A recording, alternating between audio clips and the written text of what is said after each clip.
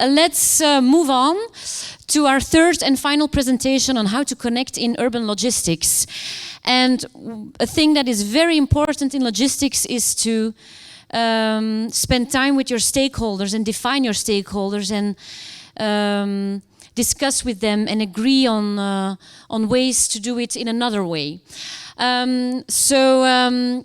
I'd like to give the floor to Sjouke van der Vlucht from the gemeente Groningen, who will tell us something more on how they connected with their stakeholders in Groningen.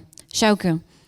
Yes, thank you, Veerle. Can you hear me all? Yes, I guess. I'm living in the province of Drenthe, so when going to work, I daily use the hubs and they work perfectly. So coming into Groningen right now, I'm going to take you with the process we had in connecting the different stakeholder groups, to all the different measures we took on urban logistics. Here you see the group, and this is a group of representatives of all different associations, etc. And so in this group we didn't invite the real businesses, but only their representatives. So we had through them a really good connection to all the companies, shop owners who are getting hit by the measures we will take the next coming years.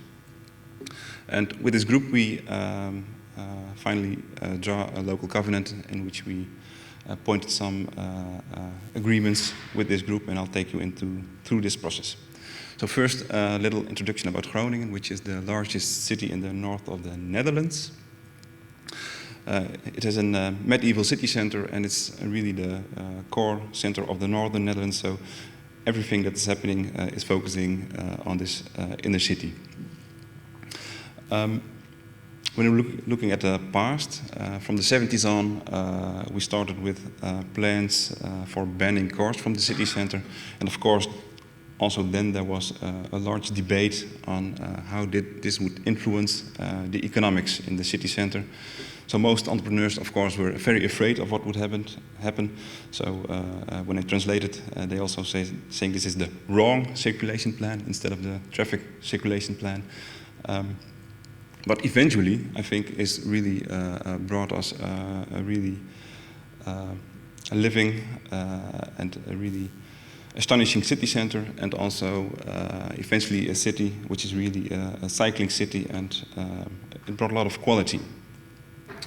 But the next of the last 10 years, we're facing more and more pressure on the public space, also from logistics, of course. And that's why we started working on plans again for the city center. So there's a whole city plan for it with over 50 projects, and also the logistics measurements are part of this. When focusing on what we did in logistics, the things we were doing is in a larger context. So from 2014 on, we started with signing the Green Deal in the Netherlands. And this focus group I'm talking about right now, we established this in 2017. 1 year later, we draw the covenant, and right now we're in the process of having the concrete measurements for the next years being established by the City Council. And finally, this whole process will end somewhere in 25, and then the zero emission zone will be introduced. And of course, then a new process will start going on, but this is the context we're in right now. So what we do with this focus group is having average 3 or 4 meetings a year, depending on how many projects or new policy changes there are happening. But before we started, we had quite some discussion, almost arguing about how should we focus this, because first of all, as a city we said, well, let's go to this zero emission zone, but we did some steps back and also watched other cities in the Netherlands on how they approach this. Some did it from a regulation point on, and some other cities really focused on the process with all the different stakeholders. So this helped us making up our minds, and we just decided with the group on focusing on the energy, on the joint action, joint ambitions, and also on story making from the group. So what kind of city we want to be, and what kind of input can every stakeholder group put into that. So when you look at this covenant from 2018, this has the next goals we agreed on. And the first was the zero emission logistics. We wanted a safe city, an accessible city, a livable city, an attractive city.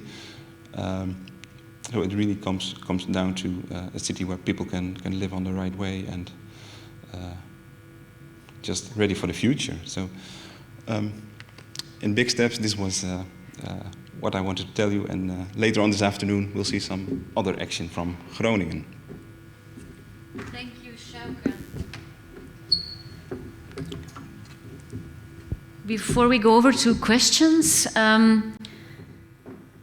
we in Mechelen, we were really inspired in what happened in Groningen and how they succeeded in signing a covenant. So I want to continue the story, taking a look at how we approach this in Mechelen. And then there will be time for questions. So I'm looking at the TV, that's easier. As already said, we were really inspired by Groningen. Shortly presenting Mechelen, for those who don't know the city, it's a medium-sized European city situated between Antwerp and Brussels. We have about 86,000 inhabitants and growing. And we have a typical medieval city center, a ring road with narrow small streets within the city center. And we work on logistics policy. But how do we do it? What do we want to achieve? As already said in the introduction, more efficiency and more sustainability. But that means specifically that we want to reduce the number of vehicle movements, that we want to reduce the number of driven kilometers, that we want to reduce, of course, in CO2 emissions and improve in general our total air quality. So big ambitions. And we started participating in European projects, in Flemish projects, and we started doing brainstorms and workshops with stakeholders. So in these last 5-6 years, we have been talking a lot. A couple of pictures to demonstrate it. But then we came to the point that some logistics players were saying, but where is this going to? We keep talking with you, Mechelen, you want to achieve more sustainability, but how? Just tell us what you will do on a policy level and we will try to, we will respect it.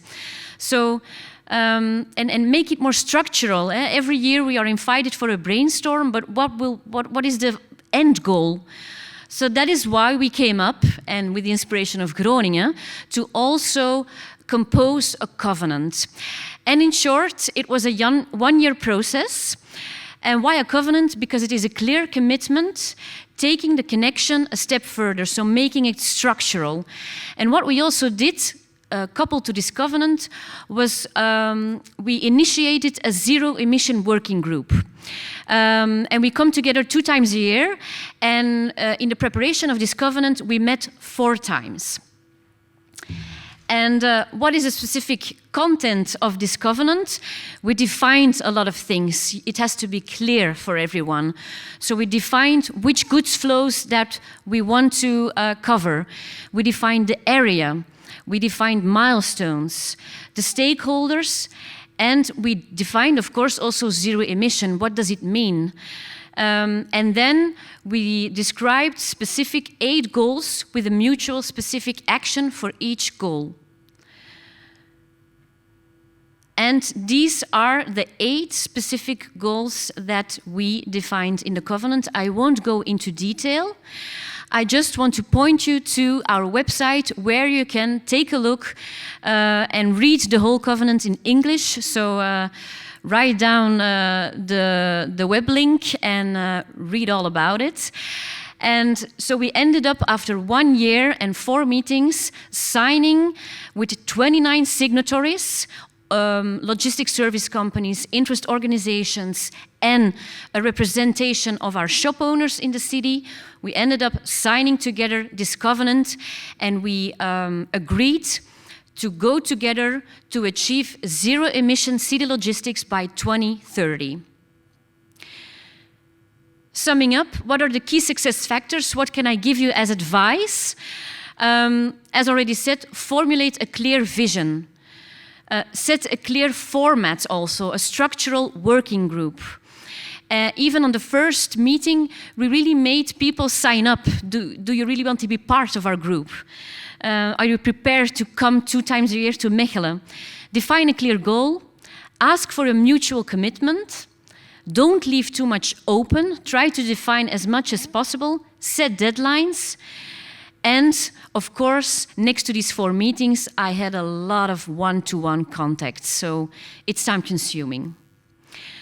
And, finally, make it as specific as possible. What we also did, we tried to incite the logistics service provider to define also for themselves a concrete action. What will you do with your company to achieve this zero emission?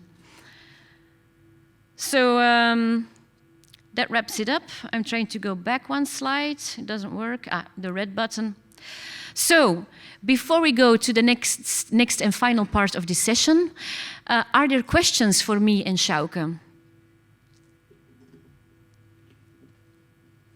I see Arjen raising his hand. I have a couple of questions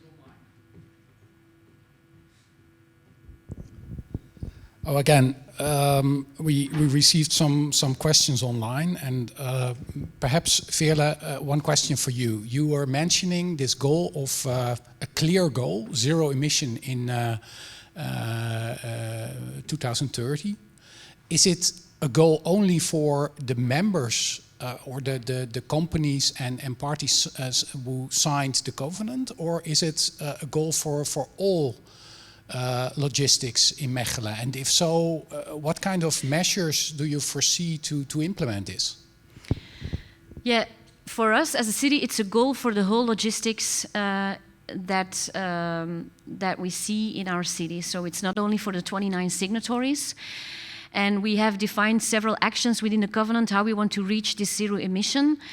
But finally, in 2030, it will mean in reality that if you don't enter the city, that you will not be allowed anymore. If you don't drive a zero emission vehicle, you will not be allowed to enter and to do your deliveries. But we are taking our time, of course, these next coming years, to think about a way how we can enforce this. But a possibility is, of course, we already have ANPR cameras that monitor our car-free zones. So this is the first option that we are looking at. How can we monitor and enforce this zero emission for city logistics via our ANPR cameras?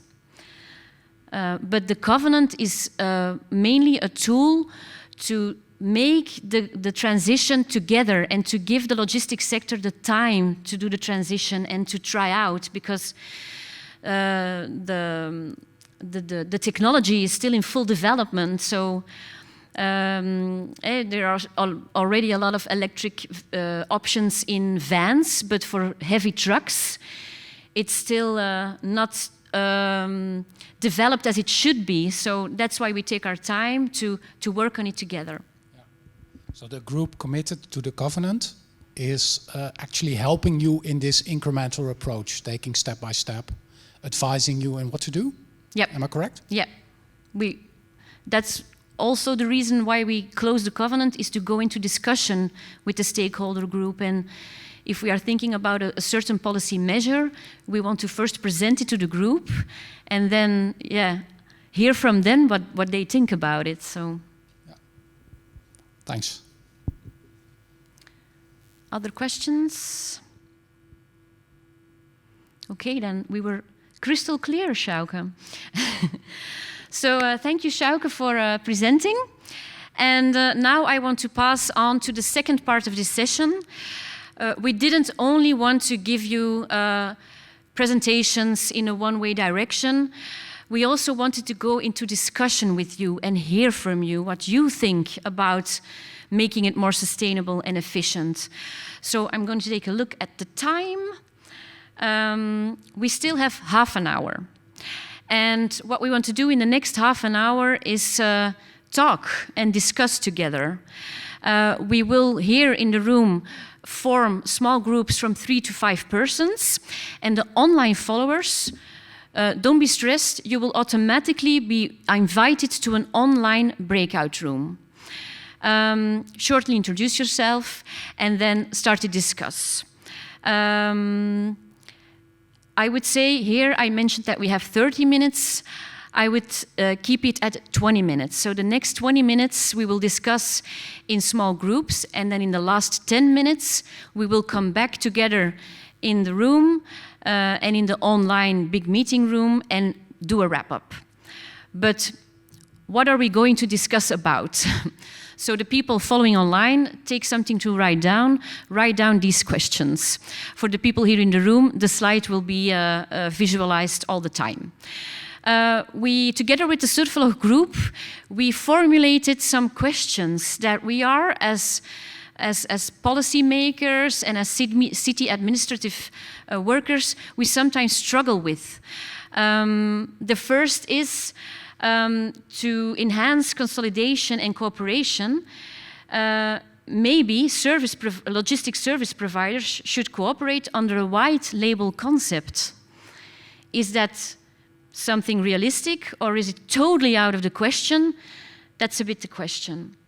Secondly, is it the task of authorities to engage other stakeholder groups such as retail and retail estate owners? We did it now, Groningen, Mechelen, other cities, but is that up to us to try and bring together all the different players in this urban logistics playfield? And the third question, the city must actively stimulate companies to cooperate under a white label and develop suitable policy to support this. So this is a bit linked to question 1. So here are the questions that we would like you to discuss about the next 20 minutes. And what I wanted to ask everyone is to try and convene with your group on one statement, a kind of conclusion. The online public, I want to ask them to put it in the chat, because unfortunately we cannot give you the floor. That are the limitations of a hybrid concept. And then in the last 10 minutes we will do the conclusions with the people here in the room. So have a good discussion. Thank you. Okay, so we have our online public also back in the general meeting room. As already said, unfortunately, we cannot leave the floor to online public. That appears to be still a bit difficult, technically. So I found 2 people here in the room that shortly want to give some feedback on what they discussed about. And our meaning was only to get a discussion going, to get people to meet each other. So that was the goal of this discussion. So I'll start with Michael from the city of Ghent.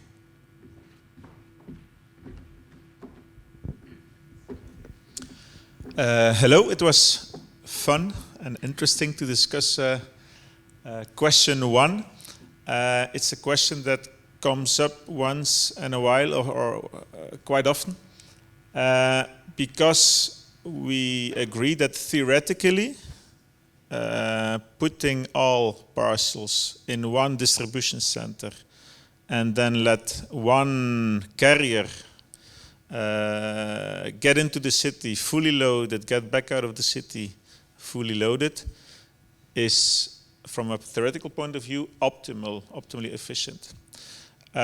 We are afraid that if you do that, in the long run, that you have to solve the following issue: keep on innovating to deliver a good service to the receiver and the shipper. That means today customers have the choice to receive their parcel whenever they want, wherever they want. And that seems to be the choice of consumer or the choice of the platforms. And that's a kind of freedom that consumers seem to want. So the question is whether, if you're in a non-competitive environment, that's what we consider under white label, whether you still be able to innovate and whether you still be able to offer the service at the same price than under a competitive situation.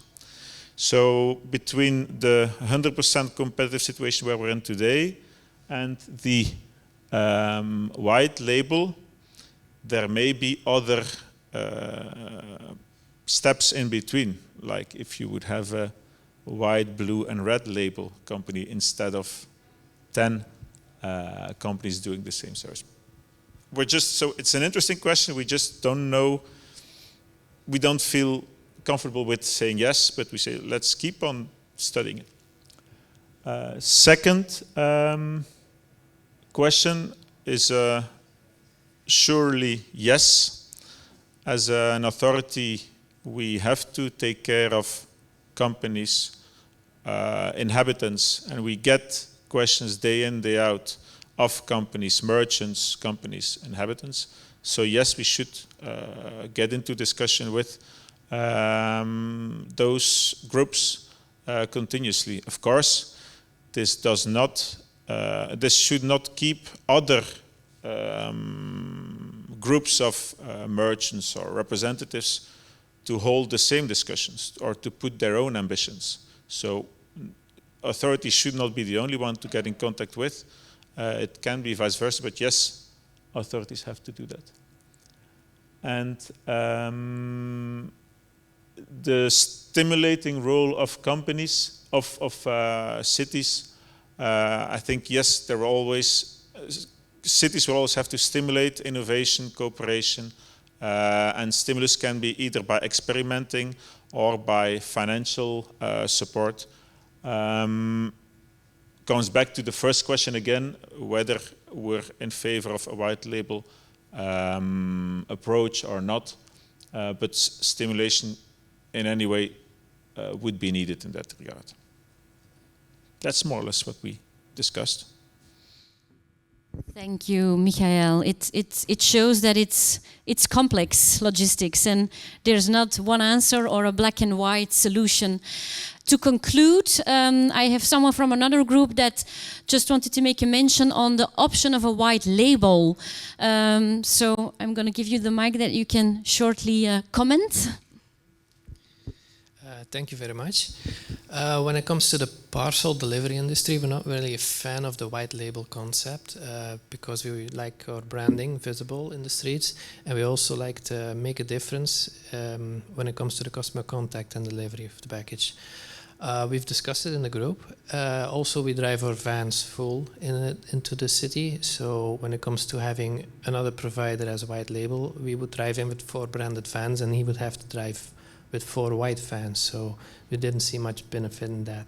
But when it comes to the locker solution, which would be highly accessible for all the citizens, we are more in favor, and we were also talking future-wise, just like the bank systems.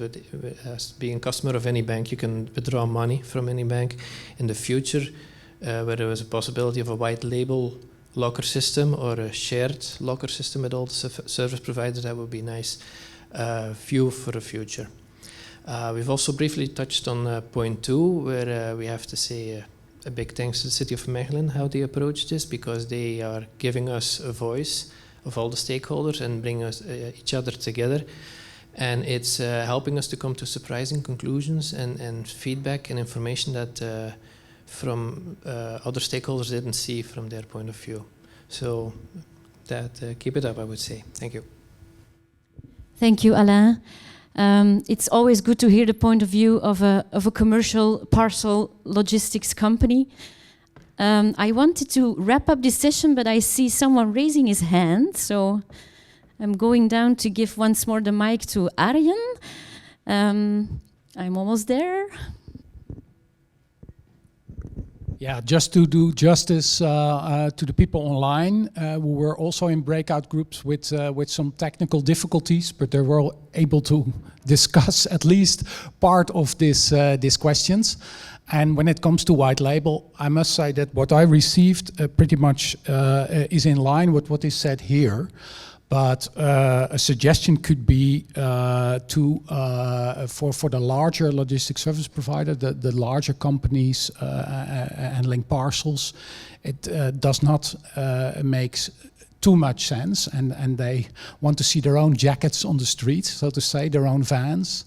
But there perhaps are also smaller companies, smaller shippers, smaller service providers that could benefit from a white label concept. So it's not black and white, but perhaps it could be some sort of a combination. So I thought it was good to add this to the discussion.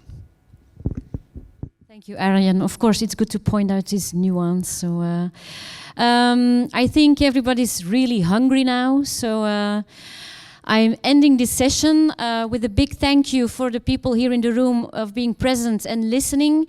Also, a big thank you to the online public. I want to invite you to our second Surflogh session this afternoon at 2 p.m. We are going to talk about trial and error. So what kind of pilot projects did we do? And what went wrong? And what can we learn from that? So I hope to see you again at 2 p.m. And yeah, that's... I think all is set. So thank you again for your attention and have a good lunch.